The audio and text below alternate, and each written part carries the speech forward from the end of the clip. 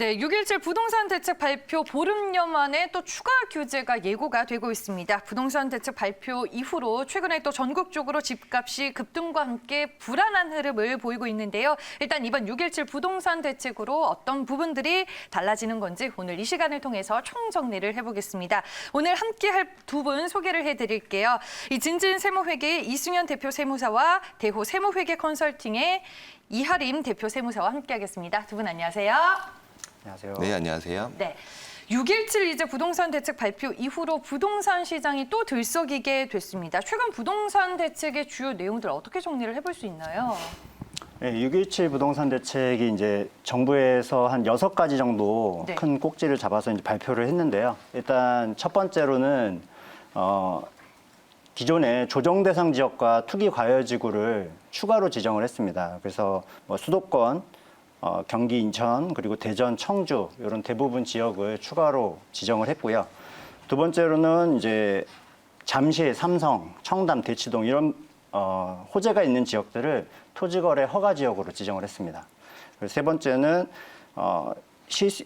담보대출을 받기 위해서 6개월 내 전입을 해야 되는, 새 집을 사고 나서 6개월 내 전입을 해야 되는 요건을 만들었고, 또 이제 전세자금 대출을 받으시는 경우에도 기존에 그 투기 지역이나 투기 가열 지구에 3억 원을 초과하는 아파트를 구매 시에는 전세자금 대출 받은 거를 회수하는 그런 조치를 내놨고요. 또 재건축 안전진단을 강화하고 정비사업 조합원이 분양을 받기 위해서는 2년의 거주를 해야 되는 그런 요건을 추가했습니다. 또 다섯 번째로는 매매 임대사업자들에게 대출을 아예 원천 봉쇄하는 그런 정책을 내놨고요. 기존에 또 법인을 통해서 주택 투자를 하시는 분들이 많았는데 이런 걸 규제하기 위해서 법인에 대한 세금을 굉장히 강화했습니다.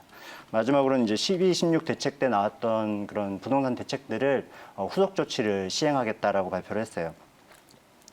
지금 이제 6가지 정도 대책 중에 사실 네. 그 세금과 관련된 거는 이제 2가지 정도로 뽑을 수 있는데요.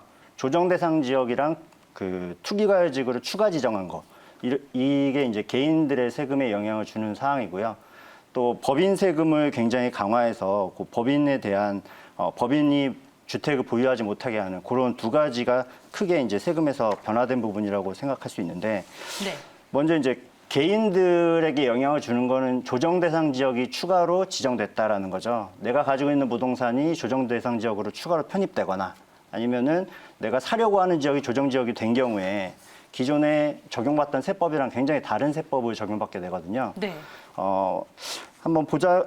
이 변화되는 내용들을 한번 보면 조정 대상 지역으로 지정이 되고 나면 다주택자들은 양도세가 중과세가 됩니다. 기존에 6에서 42% 세율을 적용받던 거가 2주택자 이상자는 10%, 그리고 3주택 이상자는 20%가 세율이 추가가 돼요. 네. 그래서 이게 10%, 20% 세율이 올라간다라고 하면 뭐 일반인 분들은 세금이 한 10%, 20% 증가하나 보다 이렇게 생각하시는 분들이 있는데 그게 아니고 10%, 20% 세율이 증가하면 세금은 보통 100%, 200%가 증가하게 됩니다. 네. 그래서 굉장히 다주택자들한테 세금이 강화된다라고 보시면 되고요. 또 1주택자분들한테도 세금 강화 요건이 있는데 1세대 1주택자 비과세라는 거는 들어보셨죠? 네. 예, 1주택자는 세금이 없다는 건데 요 1세대 주택 비과세를 받기 위해서는 비조정 지역에서는 2년 보유만 하시면 돼요. 2년 갖고 있다 팔면 되는데 조정 대상 지역이 지정되고 나서 내가 집을 샀다. 그러면 2년의 거주 요건도 추가됩니다. 그래서 실거주 요건이 추가된다라는 거고요. 우리 1주택자가 아니라도 일시적으로 2주택자가 되는 경우에는 비과세를 해주는 특례 규정이 있습니다. 내가 새 집을 사고 나서 3년 이내에 보통 기존 집을 팔면 비과세를 해주거든요.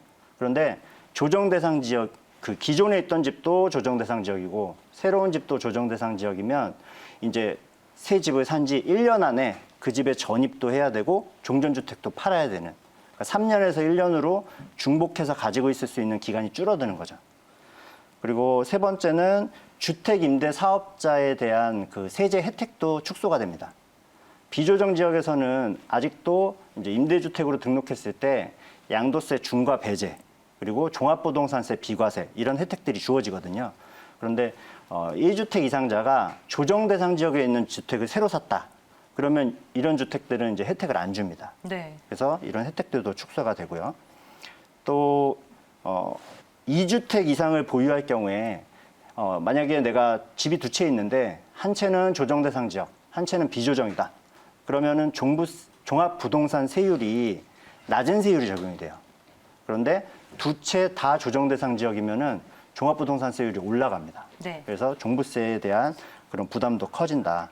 그리고 종합부동산세는 이제 세부담 상한이라는 게 있어요. 작년에 내가 재산세랑 종합부동산세를 합쳐서 예를 들어 100만 원을 냈다. 그러면은 올해는 500만 원이 계산이 되더라도 이제 세부담 상한율 뭐 150%면 150만 원까지만 내도록 이렇게 규정이 돼 있는데 그 규정 자체도 이제 A주택자들은 150%, 비조정 지역에서는 150%지만 2주택 이상자는 300%, 3주택 이상자 300% 이런 식으로 올라갈 예정입니다. 네, 알겠습니다. 저희가 이제 조정 대상 지역을 지정이 됐을 경우에 이제 또 세제 변화가 어떻게 이뤄지는지까지 얘기를 들어봤고요. 이제 마구름 보유세 납부 시즌 7월부터는 또 폭탄 고지서가 온다고 하던데 실제 이제 세무상담 오시는 분들은 어떤 문제로 고민을 하시는 건가요? 네. 일단 보유세는 이제 재산세 및 종합부동산세로 구분이 되는데요. 과세 기준이 6월 1일 기준으로 사실상 소유하고 있는 자에게 부과되는 세금입니다.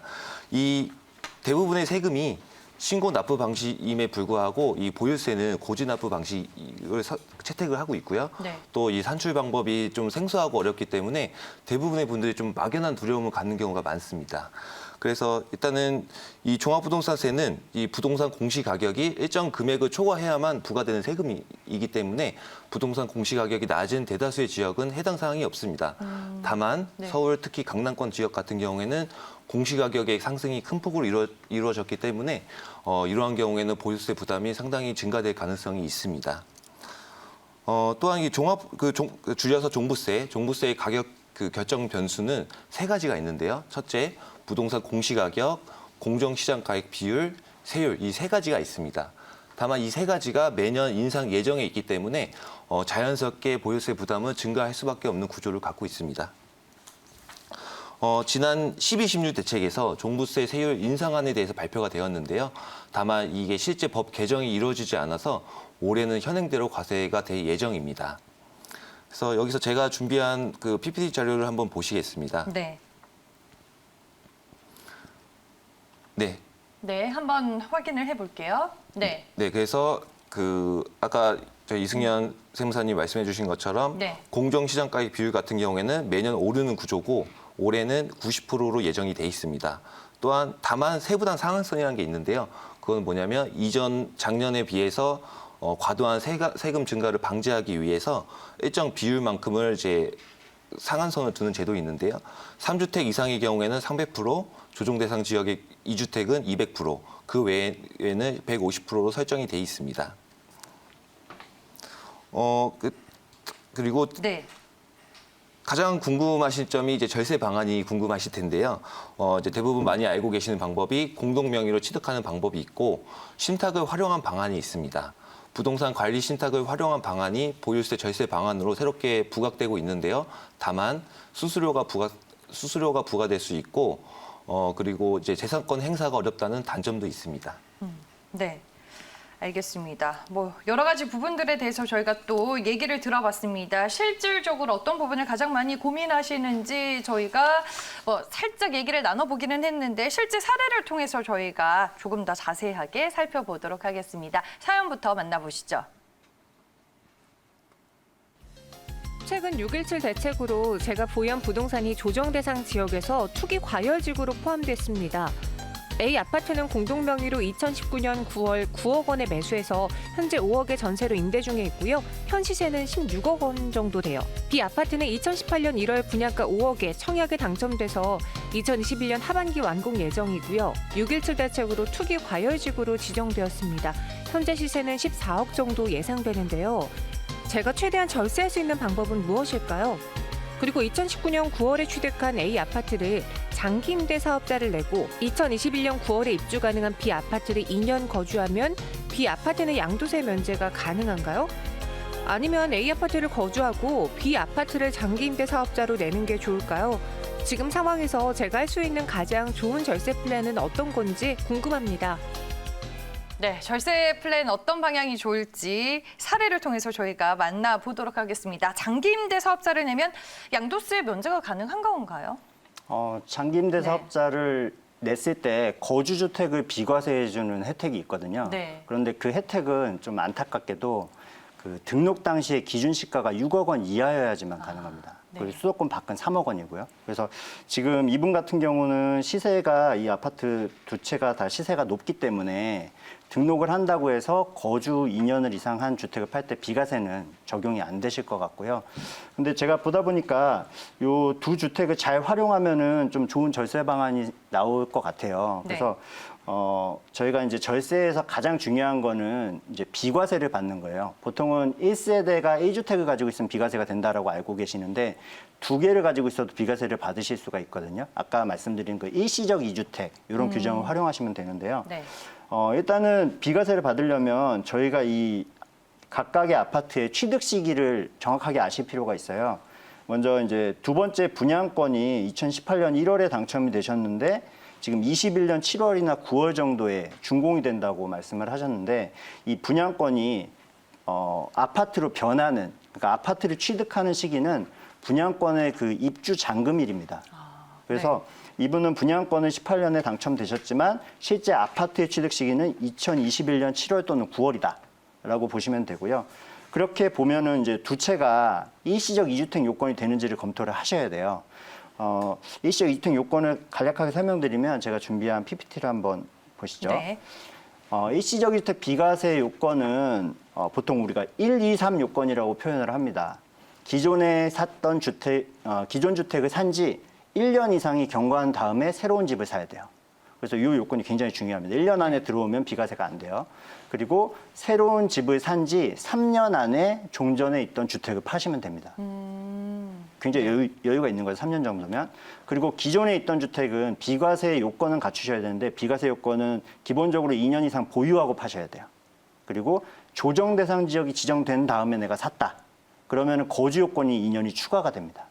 그래서 요 1, 2, 3 요건을 갖추시면 비과세를 받으실 수 있는데 이게 2018년도 9.13 부동산 대책이랑 2019년도 12.16 부동산 대책을 거치면서 조정 대상 지역에서는 좀 강화가 됐어요. 그래서 다음 페이지 보시면 네. 조정 대상 지역에 기존의 주택을 갖고 있는데 새로운 집도 또 조정 대상 지역에 사는 사람들, 조정 대상 지역 일시적 2주택자라고 할게요. 이런 분들 같은 경우는 요건이 3년 안에 파는 게 아니라 2년 안에 파는 거, 또 1년 안에 팔고 전입 요건까지 이렇게 강화가 됐습니다. 요 강화된 규정은 새로운 집을 언제 취득했느냐에 따라서 달라지는데요. 9.13 부동산 대책 전에 사신 분들은 종전처럼 3년, 그리고 9.13 부동산 대책에서 또 12.16 부동산 사이에 사신 분들은 2년, 그리고 12.16 부동산 대책 이후에 사신 분들은 1년으로 줄어들어요. 그러면 네. 지금 이제 질문 주신 상담자 분께서는 어디에 해당되는지가 중요하겠죠. 보면 2021년 7월 달에 분양권이 새로운 신규 주택이 생기는 거니까 언뜻 보면은 이제 1년으로 줄어들었다라고 생각할 수 있는데 이 분양권의 계약일이 18년 1월이거든요. 그러면 우리 9.13 대책 전에 계약을 하신 거죠. 그래서 이분 같은 경우는 분양권을 취득한 지 3년 안에만 기존 주택을 파시면은 일시적 2주택 요건이 되시는 거예요. 그러니까 21년 7월 달에 입주잔금을 치른다고 하면 그로부터 3년 아닌 2024년 7월까지 그렇게 파시면은 이제 3년 안에 파시는 게 되겠죠. 그리고 또 하나 검토하실 거는 1번 아파트를 파실 때 이 2년 이상 보유 요건 그리고 2년 이상 거주 요건까지 지키셔야 된다는 거예요. 지금 1번 아파트에서는 거주는 안 하고 전세로만 임대를 하고 계신 것 같은데 네. 이 일시적 이택을 받으시려면 이제 전세 끝나고 나서 1번 주택에 들어가서 1번 아파트에서 이제 거주 2년을 채우시고 그리고 분양권 잔금 치른 지 3년 안에 종전주택을 파시면 이제 비과세를 받으실 수가 있는 거죠. 네. 예. 그러면은 가장 좋은 절세 플랜이 될 수 있는 방법을 좀 축약을 해서 짧게 네. 설명을 해 주시죠. 네. 일단 일시적 2주택 비과세를 받으시는 게 중요한데 네. 1번 주택에는 2년 이상 이제 세입자를 내보내신 다음 거주를 하셔야 된다. 그리고 이번 분양권을 취득이라는 건 21년 7월 또는 9월에 이제 잔금 치르실 때예요. 그때로부터 3년 안에 기존 주택을 팔아야 된다. 이런 요건을 갖추시면 되고 추가로 하나만 더 조언을 드리면 네. 지금 분양권 같은 경우 시세가 굉장히 많이 올랐는데 뭐 5억에 분양받아서 14억에 되셨는데 요 분양권에 대한 나중에 보유세, 종합부동산세 부담과 또 양도세를 절약하시기 위해서는 중간에 요거를 이제 배우자 간에 증여를 통해서 명의를 나누는 네. 그런 것도 좀 절세 플랜이 되실 것 같아요. 네, 알겠습니다. 저희가 오늘 이제 사례를 통해서 먼저 얘기를 풀어봤습니다. 지금 조만간 22번째 부동산 대책까지 나올 것으로 지금 예고가 되고 있는데 향후 이제 부동산 세제와 관련해서 어떤 변화들을 우리가 좀 예상해 볼 수 있는 건가요, 세무사님? 네, 예. 네. 임대소득 과세가 더욱 강화될 것으로 예상이 됩니다. 네. 지난 5월부터 19년 기속분 2천만 원 이하의 주택 임대 소득에 대해서도 본격적으로 과세가 시행되었는데요. 또한 올해부터 그 주택 임대 사업자도 소득세법상 사업자 등록이 의무화가 되었습니다. 네. 또한 임대차 3법으로 불리는 전월세 신고제, 전월세 상한제, 계약갱신 청구권이 본격적으로 도입이 된다고 하면 이 임대소득에 대한 과세가 더욱 체계적이고 엄격해질 것이라고 예상이 됩니다. 또한 종부세율 인상에 대해서 다시 한번 논의가 있을 것으로 예상이 됩니다. 세율은 인상하되 1세대 1주택자에 대해서 어떠한 경감제도에 대한 논의가 있을 것으로 생각이 됩니다. 네. 이승윤 세무사님은 부동산 세제와 관련해서 어떤 변화들 좀 예측하고 계세요? 일단 지금 네. 정부에서 그 김포랑 파주 이런 곳이 지금 조정 대상 지역으로 지정이 안 됐는데 풍선 효과가 발생하다 보니까 이제 조만간 지정하겠다라고 얘기를 하고 있는 상태고요. 또 임대주택에 대한 혜택들도 축소를 할 텐데 이제 취득세와 재산세 혜택을 그 가액 요건을 추가해서 이제 네. 줄이겠다라고 하고 있고 아무래도 그 임대차 3법이 통과가 되게 되면 사실 임대주택에 대한 혜택은 이게 중복되는 성향이 있거든요. 그래서 점차적으로 이 임대주택에 대한 혜택은 줄여나가지 않을까라고 생각을 합니다. 네, 알겠습니다. 6.17 부동산 대책 발표 이후로 부동산 시장이 또 들썩이게 됐는데 부동산 대책 주요 내용과 함께 또 앞으로 어떤 변화들이 예고가 되는지 두 분과 함께 얘기를 들어봤습니다. 저희가 오늘 법인 사례도 좀 살펴보려고 했는데 시간 관계에서 오늘 얘기를 못 들어서 다음에 다시 한 번 더 출연을 좀 부탁드려도 될까요, 세무사님? 네, 알겠습니다. 네, 알겠습니다. 오늘 두 분과 함께 공부를 해봤고요. 여기에서 보내드리겠습니다. 오늘 이 시간 진진세무회계의 이승현 대표 세무사와 그리고 이 대호 세무회계 컨설팅의 이하림 대표 세무사와 함께했습니다. 고맙습니다.